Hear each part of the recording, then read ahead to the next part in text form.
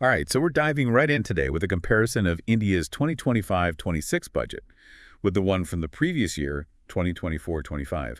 We'll be looking at what's changed and trying to understand what those changes could mean for India's future. And just from the get-go, there are some really interesting shifts. Yeah, right off the bat, you see a change in the overall theme.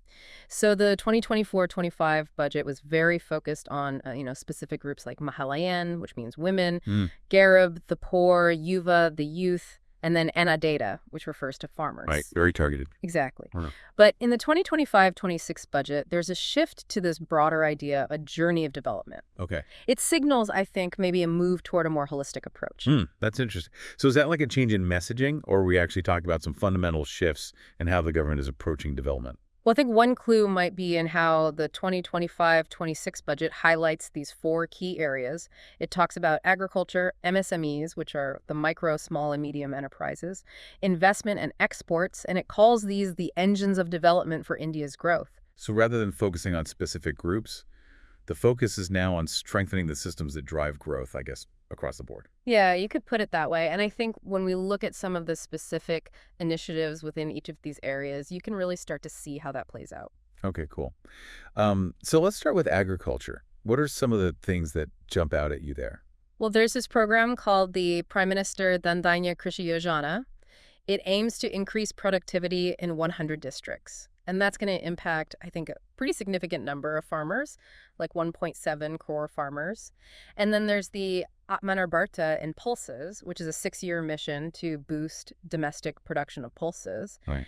And here's a really specific example. They're setting up a Makana board in Bihar. Makana, oh yeah, foxnuts. It's interesting to see them focusing on a very specific crop like that. Yeah, and I think it reflects this broader trend that we're seeing of trying to diversify, agricultural production. Bihar is actually a major producer of macana, so this board can help boost its value, help farmers tap into new markets.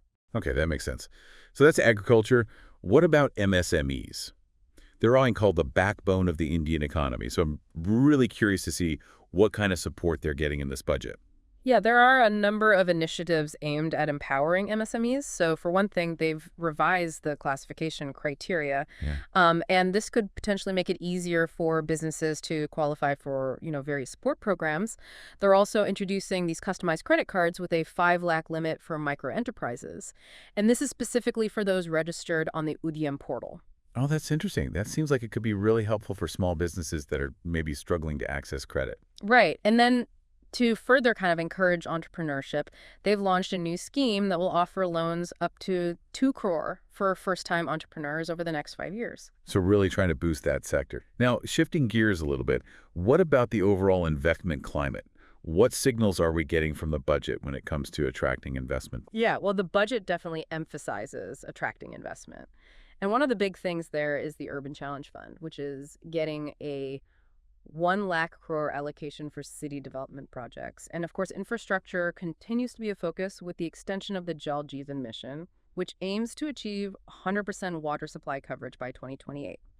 And they're continuing the asset monetization plan with a target of generating something like 10 lakh crore from existing assets to fund new infrastructure projects. Wow, that's a lot of investment. Yeah. But it makes you wonder, with all this emphasis on these big projects, these engines of growth, how does it translate to the lives of everyday people? Yeah, and I think that's where the budget's focus on what they call investing in people, economy, and innovation comes in. So we see a whole range of programs that are aimed at empowering individuals, improving their quality of life.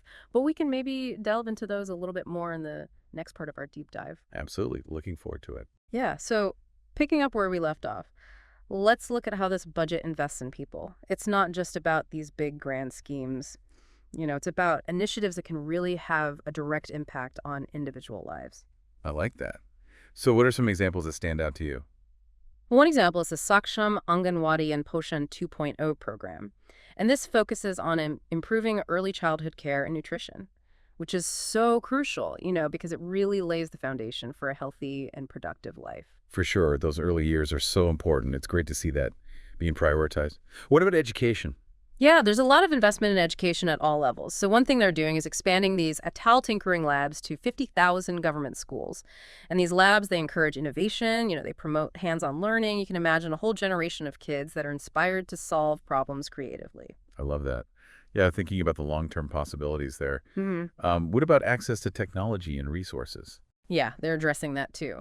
So the budget includes plans to bring broadband connectivity to all government secondary schools and primary health centers in rural areas. Right. Bridging that digital divide is so essential for, equal opportunities. This could be huge for those communities. Absolutely. And it's not just about infrastructure. There's also the Bharatiya Pasha Pustak scheme. And this will provide digital books in Indian languages. So it's a major step, I think, towards making education more accessible to those who might not be comfortable with English. So it's about inclusivity, removing those barriers. I'm really liking the thoughtfulness behind a lot of these initiatives. So what about opportunities beyond school, you know, for people looking to develop specific skills or pursue higher education? Yeah, there's a lot for that as well. So they're setting up 5 national centers of excellence for skilling. And the aim there is to bring in global expertise and, establish partnerships with international institutions. They're also expanding capacity in the IITs, and they're adding 10,000 additional medical seats. So whether you're interested in technology or engineering or medicine, it sounds like there are going to be more opportunities opening up. That's great. Yeah, and to top it off, they're planning to establish daycare cancer centers in all district hospitals, so improving access to those critical healthcare services. It makes me think about that journey of development theme we talked about. Yeah. It's not just some abstract concept. No, Yeah. it's about creating real pathways for people to improve their lives. Exactly. And it's not just about the future either. They're also addressing some of the current challenges that people are facing. So, for example, the PM Esvanity scheme, which supports street vendors, is being revamped. They're going to offer enhanced loans and, provide more capacity building support. Yeah, I think that's important. It's about recognizing the contributions of everyone and making sure that nobody is left behind. Right. And they're also focusing on the welfare of people who work on these online platforms, like delivery drivers and things like that.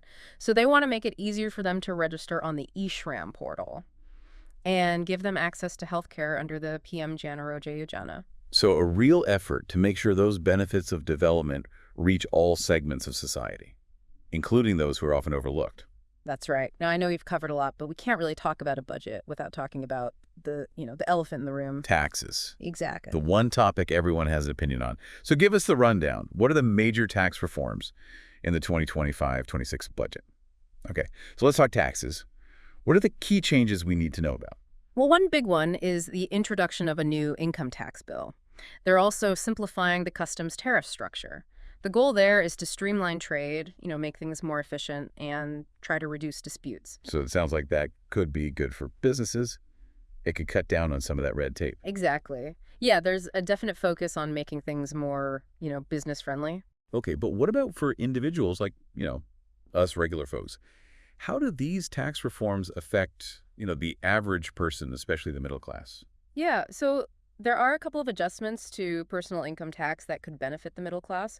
For example, they've doubled the tax deduction limit for senior citizens to 1 lakh, and they've also raised the annual TDS limit on rent, which, could save some money for people who are renting their homes.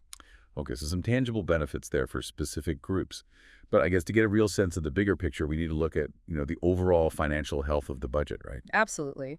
Yeah, comparing some of the key figures from both budgets can reveal a lot about spending priorities and kind of the government's overall fiscal strategy. Okay, so let's start with something that we touched on earlier, which is the effective capital expenditure. Mm. Now, this represents the investments in assets that are going to have long-term benefits, things like infrastructure. Right. And we see that effective capital expenditure has gone up from 15 lakh crore in 2024-25 to 15.5 lakh crore in 2025-26. So they're putting more money towards those engines of growth, which seems to be in line with all the themes that we've been talking about. Exactly. And another interesting change is the increase in the total transfers to states and union territories. It's gone up from 22.76 lakh crore to 25.6 lakh crore. And what does that tell us? I think it suggests a greater emphasis on, decentralization, giving states more power to manage their own development initiatives. Okay, interesting. And how about the fiscal deficit? That's always a key indicator of the government's, financial health. Right. So the fiscal deficit as a percentage of GDP is projected to be 4.4% in 2025-26, which is slightly lower than the 4.4% in 2024-25. Okay, so they're aiming for a slightly more controlled deficit this time around, which I guess suggests a certain level of fiscal discipline. Yeah, it indicates an effort to balance spending with revenue generation. That's really interesting to see how all these numbers kind of tell a story. You can see the priorities and the strategies embedded within the budget. Yeah, it's like piecing together a puzzle. Each figure offers a clue about the overall picture. Well, I think we've covered a lot of ground today, from the broad themes to some very specific initiatives. We even got into the nitty-gritty of the numbers. Yeah. We've explored how the 2025-26 budget builds upon the foundation that was laid in the previous year, while also kind of introducing some new directions and priorities. And I think we've done a good job of not just presenting the facts, but also analyzing what those facts might mean for India's future. Absolutely. But as always, this is just the beginning of the conversation, right? The true impact of these policies will only become clear over time. So we encourage all of you to stay curious, keep learning, and form your own conclusions about what this budget means for you and for India. Until next time, this has been The Deep Dive, your shortcut to being well informed.